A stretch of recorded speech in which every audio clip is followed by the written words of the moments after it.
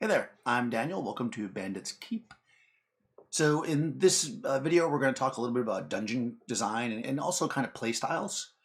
And this might be the beginning of a series, maybe, because I'm thinking about possibly designing several different dungeons with different styles to kind of talk about how they work. But, let me know in the comments if that interests you as we move through this. But I do want to get a little housekeeping or business to do. So people have reached out to me about playing with me because I do a lot of live plays. If you haven't seen the live plays, I do them on Mondays and Fridays and Wednesday. If you and I said before that right now all my campaigns are kind of full, right? However, as it turns out, I will be hosting 5, I believe, events at Garycon, virtual Garycon. So if you are looking to play with me, I don't think the tickets are on sale yet. But I will put a link in the description to all of my events. So if you want to play a game, you can sign up for GaryCon and play one of those games. We're doing a whole bunch of different things. Let me click on it now. Now I got to click on it so I can see. I'm doing actually, let's see if it is. It's 5. Yep, 5 games. We're doing. I'm running The Hateful Place. I'm running Astonishing Swordsman, Sorcerers of Hyboria. I'm running OD&D with Chainmail. I'm running Dungeon Crawl Classics, and I am running, also OD&D with Chainmail. So I'm running 2 of those. So, very exciting. So if you guys want to play, I mean, again, they're not on sale yet, but I'd love to have you. It'd be cool to play with some of the people that are commenting and stuff here. Speaking of that, so in the last video, I talked a little bit about, I started off the video talking about how I'd been listening to some podcasts, and it kind of got my brain going.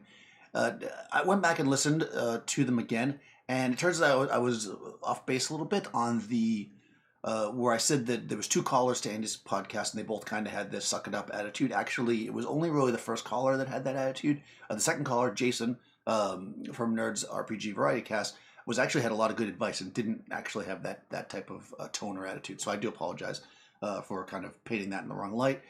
Check out his podcast. I'll put a link in the description. So let's get to it. All right, so I'm going to kind of break this down a little bit, and we're going to start off with very, very brief descriptions of what these things are, and then we'll talk a little bit about playstyle, because I think there's essentially 2 major types of dungeons. There's they're popular. I mean, there's a million different dungeons, of course. There's what they call a 5-room dungeon, which is very popular. You'll see a gazillion videos about this. And there is the mega dungeon, right? And I think the mega dungeon can be broken down in 2 different types of mega dungeons. You've got your mythic underworld type mega dungeon, your weird dungeon basically, and then you've got your faction based, as we say. And I'll talk a little bit about each of those and what I think of them. And like I say, what I'm looking for here a little bit from you guys is feedback as to if this interests you, if you want me to go deeper into each of these. I don't want to make this too long, so I'm going to kind of be on the surface level for a lot of this. So I'm going to start with 5-room because I think that's the one most people probably are familiar with. And if not, there's a million videos out there about it. So you could, even before I make another video, you could check out what it is, but I'll just quickly describe it. So the concept of the 5-room dungeon, I think, and again, I'm not an RPG historian, so is what came about with the idea of people wanting to make low prep one-shots, because that's what I think it's best for. And the idea of the 5-room dungeon is that it's got 5 rooms. It doesn't actually have to have 5 rooms. They don't have to be rooms at all. But it's got 5 pieces of play, or 5 encounters, or 5 scenes, or however you want to say it, depending on your situation. The first one is the entrance. So imagine you're going into this dungeon. The entrance could literally be an entrance, right? It normally has some kind of a guardian. So this could be like a sphinx, at the entry at the top of the mountain that you have to answer a riddle to get into then they move and you get into the cave. It could be goblins standing a guard in front of the fort, right? It could be any number of things, but there's a guardian and there's an entrance. So this is going to be some kind of an interaction. Oftentimes, the vast majority of these that people write up, they're usually combats, right? It's usually like somebody on guard and you have to fight them. The second one, the second room, will be some kind of a puzzle or challenge with roleplay. So this is assuming the first thing was a fight, then this is your roleplay, right? So you're kind of like mixing it up and having a little bit of both. If the first one was a puzzle or a riddle, then I would make this one probably a combat if you're using this style. You're going to get past that.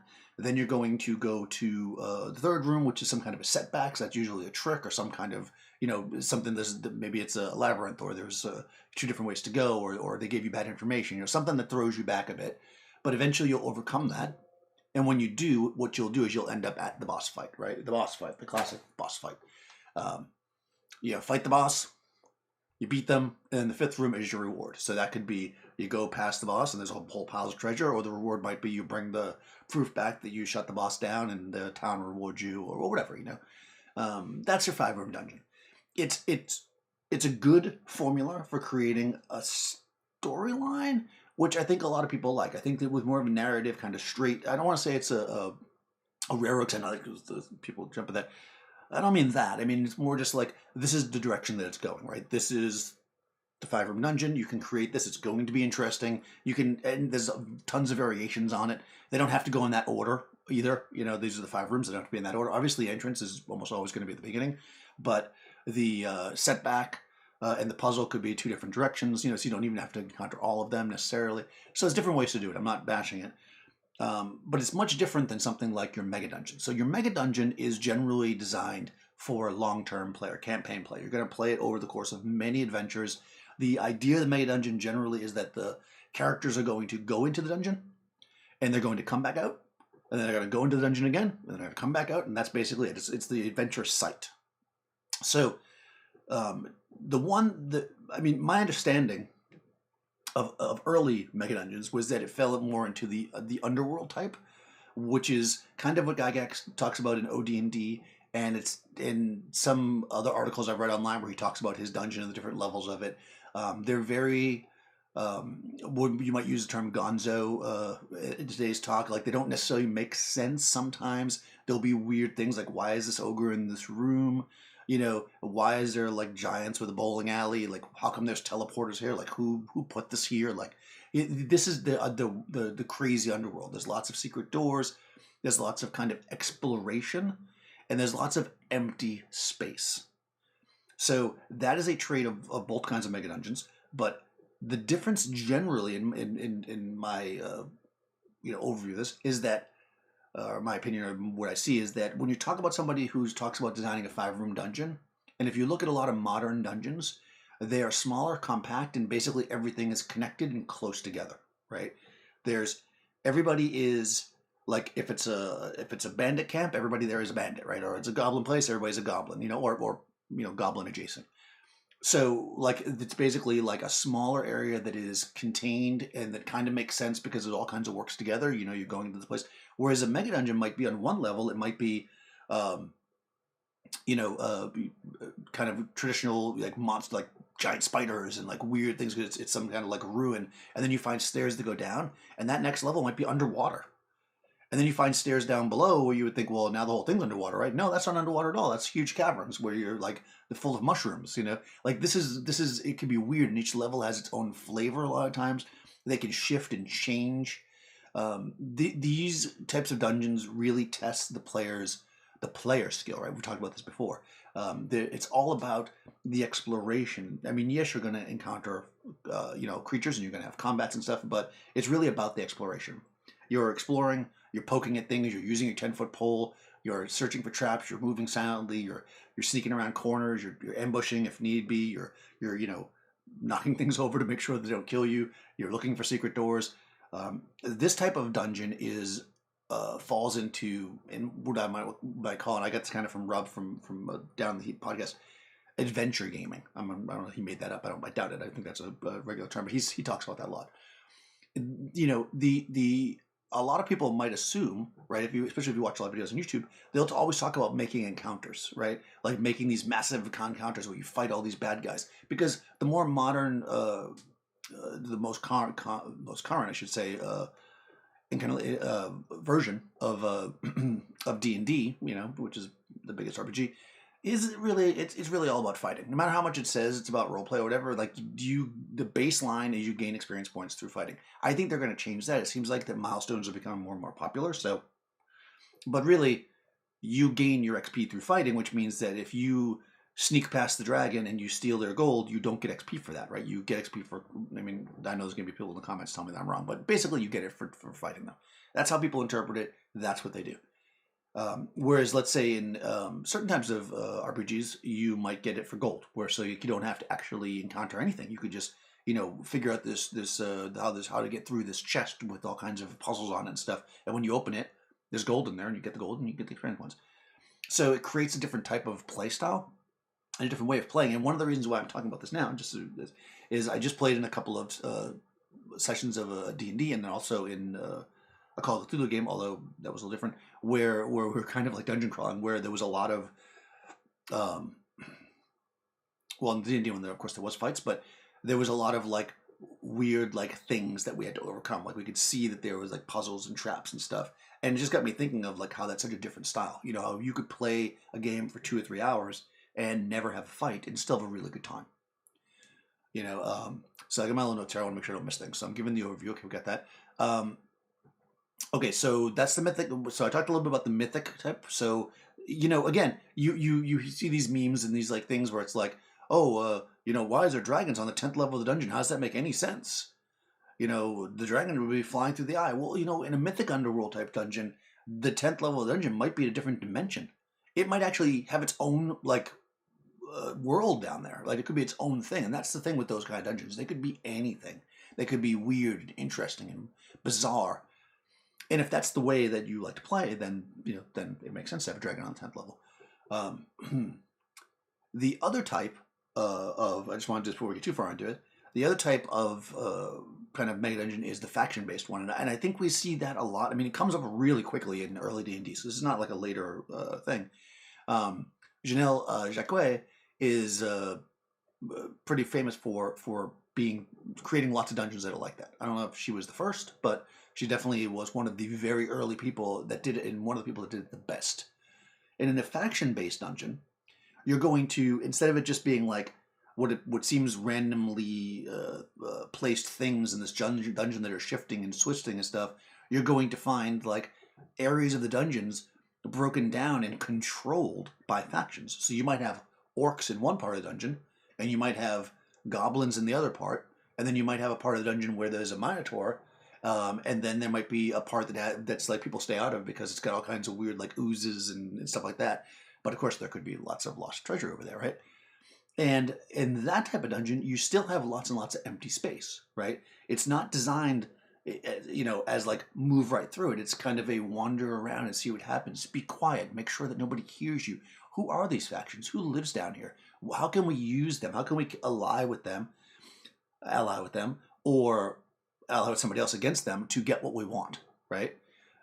This is the kind of situation where you might like get stopped in the hallway by an orc patrol, and then you start talking to them. And it turns out that you know, they actually you know, the leader of this orc squad hates their overall ruler and wants to take over. And he convinces you, hey, you know what? If you can kill this this chieftain, then I'll be the chieftain, and I will help you kill the goblins on the other side, so that you can get the magic sword that they have that you're trying to get, whatever it might be, right? This is very, very, very, very, very faction based. And again, the reason why you need to have lots and lots of empty space is because there needs to be these like neutral zones, right? These like demilitarized zones in between, right? So you need like areas where the various factions maybe interact if they need to trade, or when they're being peaceful, or just none of them go into because it's too close to the borders of the other ones and they'll get captured, or what have you, right? This type of dungeon creates a lot more role play. It still has that adventure game aesthetic in the sense that you can spend lots of time exploring the empty parts of it and seeing what's there and kind of mastering it and finding ways down. I mean, you might get on a level and see a couple of different factions you don't want to deal with, and you might just have to get past them, right? So you look for those secret doors, you look for trapdoors in the floor, you look for teleporters, the things that get you around the dungeon without encountering, you know, the factions that you don't want to deal with. So these types of dungeons are different, and one of the reasons why I bring this up and why I think it's kind of important is because I think a lot of times when people criticize either type, either brand new people criticizing old school games or old school people criticizing brand new games, they don't look at it from the perspective of the people that are doing that thing, right? If you look at, if you're used to the 5-room dungeon as your baseline, and you're used to it being a story, and you're used to, you know, fighting your way through stuff and balanced encounters, if you go into a mega dungeon and you go through the first 10 rooms and there's not a single thing in there that seems interesting to you because you're not used to knowing that you have to look for loose flagstones and pull down the chandelier to look behind it, or flip the mirror around, or shine your mirror into that mirror, and then you'll see some the weird things that happen in mega dungeons. If you don't know to play in that style, then that dungeon will seem weird and stupid and won't make any sense. And if you are the type of exploration type that you've been playing in the old school games, then you see these other ones, you're just like, oh, this is like pushing a story on me, because, well, it's a different way of playing. It's a different type of exploration. It's a different type of way to achieve the same thing, right? Sometimes we know where we're going. We're going into that bandit thing, and we're going to do these 3 things, and we're going to get through, or we're going to kill the chieftain. Sometimes we're exploring because we're adventurers and we want to just see what's there. It's not all about there's some direct plot line that leads to some massive, maybe it'll affect it, but maybe you're just there because you're exploring and you want gold and you want to see what's there, and there's this like this wanderlust. I mean, think about it. We as modern, me living in 2020 or 2021, we're not living in 2020 anymore, thankfully. We think a lot of this stuff is very strange, but there were people not 200 years ago that literally adventured into areas that were unknown to them and were dangerous because they wanted to see what was there. They dug up these ancient ruins. These things, in real life, people did these things, and it was dangerous, right? Sometimes you're just doing that. It doesn't have to do anything direct with some meta plot that's completely covering the campaign. And sometimes your entire campaign could very well be just the dungeon, right? That is your mega dungeon. So let me just make sure I'm missing anything. So empty rooms. Now, here's the thing. So here's what we're going to get into. And again, I'm going to kind of talk about this a little bit. And if you want to hear my opinions on more specifically this, or possibly my ideas on building one of these 3 types of dungeons, let me know in the comments so I kind of know where to take this, because it can go in so many different ways. So there's a great podcast called Monster Man. And James Holloway, who is the creator of it, he often kind of, I'm not quoting him directly, but I'm kind of going to give the idea of what I did from what he says anyways.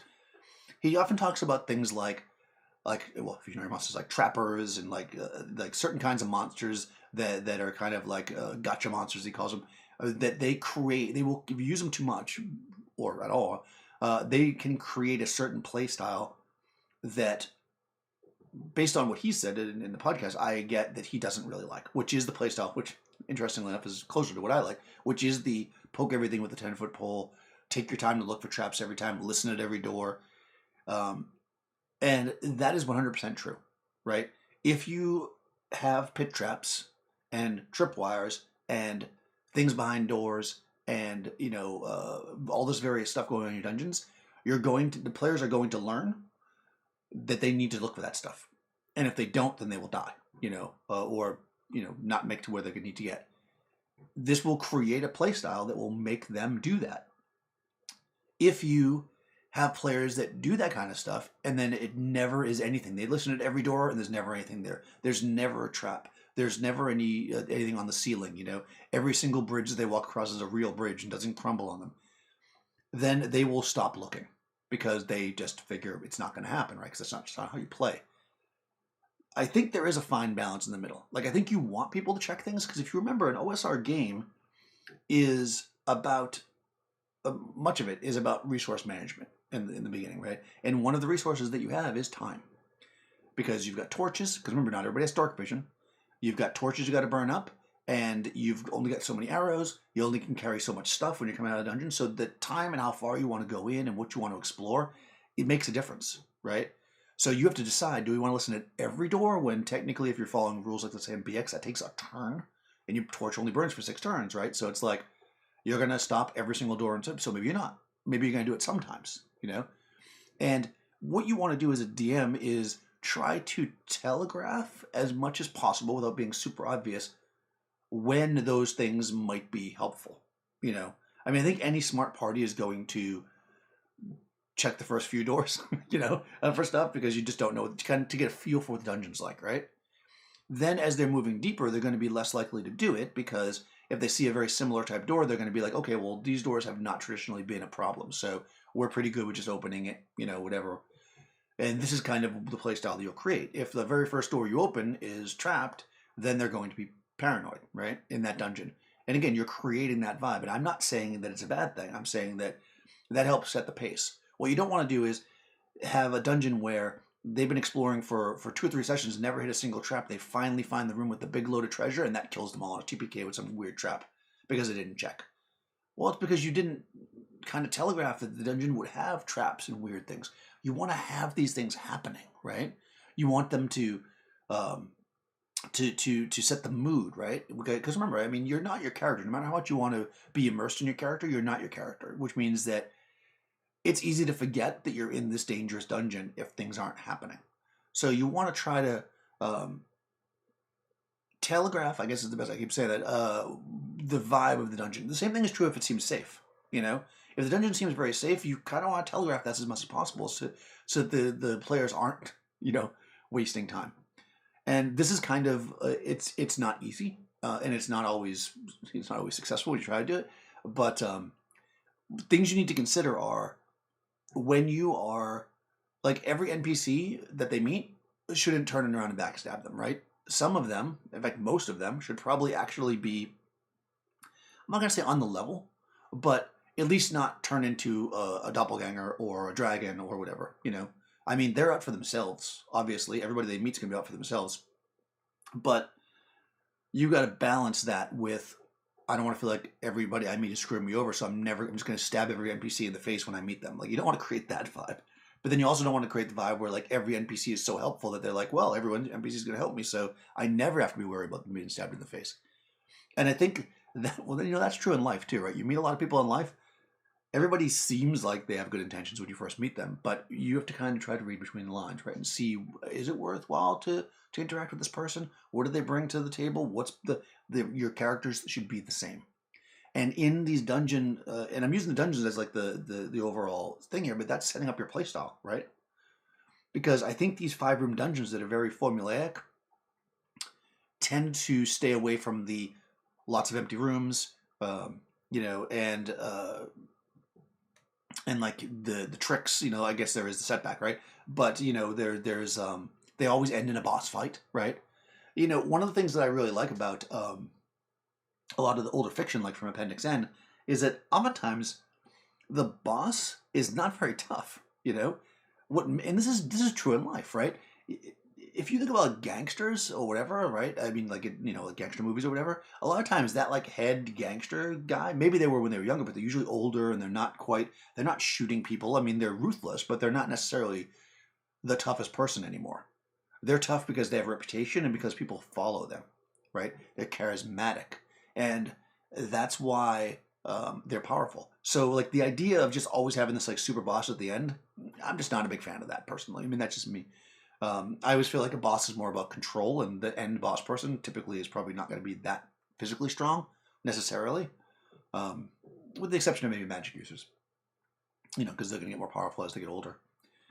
But anyways, I think my point is, I feel like I'm going, keep getting texts. I am going around in circles here because I just want to make sure I cover all this. What I kind of want to say is that if you're going to look at a way of playing, whether it be 5-room dungeon or narrative play or it's a mega dungeon and like lots of empty rooms, try to, when you're looking at something like that, try to look at it from the eyes of somebody that would enjoy that, because somebody does enjoy all of these things.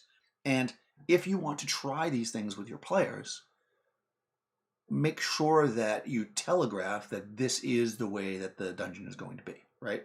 This whole idea that we should like surprise people is usually, I find it just doesn't really work out that well. I mean, if you you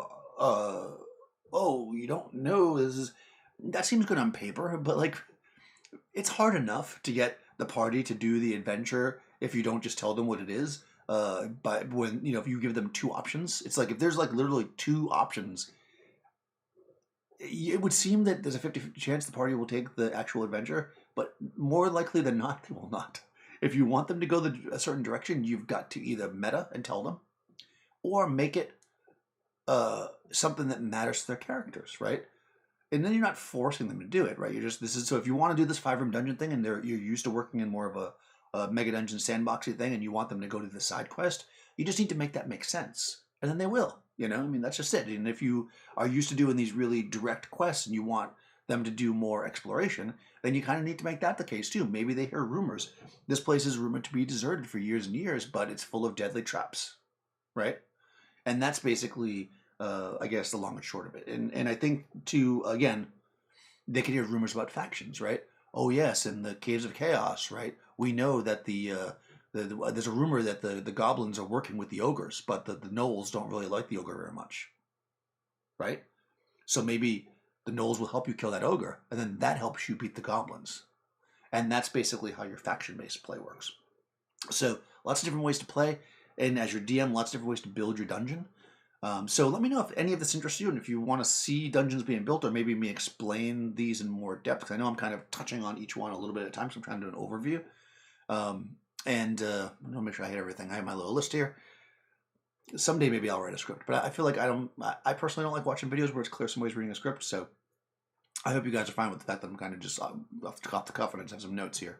Because I feel like that by the time I write it down in the script, I feel like that I don't feel that way anymore because things change, you know? It's like, I think that's a big part of this, right? Is that so many times people will put something down like it is the way or this is the thing, but the reality is that it's the thing for you in that moment when you're passionate about it. And the reality is that there's tons of great ways to play. I mean, I've played all different systems and all different styles, and they can all be really fun. And I think the main thing is that you have to understand when you go into a certain system, it's kind of like what I talked about in the trust video. If you're, like, I'm playing Call of Cthulhu now, you know, my character in Call of Cthulhu, you know, I think anyways, I mean, maybe Andy will put a comment below and tell me I'm not true. She is willing to take the risks because I know that it's a Call of Cthulhu game. Like, I'm supposed to be doing stuff. I'm not going to be, oh no, I'm not going to go in there. I mean, you know, especially since that's what the insanity mechanics for, right? It's like there's a mechanic telling me that when I have to run. So my character's going to be, is going to go for it because they're an adventurer. And as long as your players buy into it and they understand that that's the game, then you should be able to do all kinds of different stuff and people will really enjoy it. They understand that they're going to be mostly searching through places and going through, figuring out puzzles and stuff. They know that that's the case, right? Give them hints. Let them know that's what's going to happen. Let them know if there might be factions in this place. And let them know if they're on like a direct quest to go kill the boss. If they know that up front and you create that kind of dungeon, then everybody will be happy. So if you haven't already, guys, go ahead and subscribe. Ring the bell also because you get the little notifications if you do that. And I'll see you next time.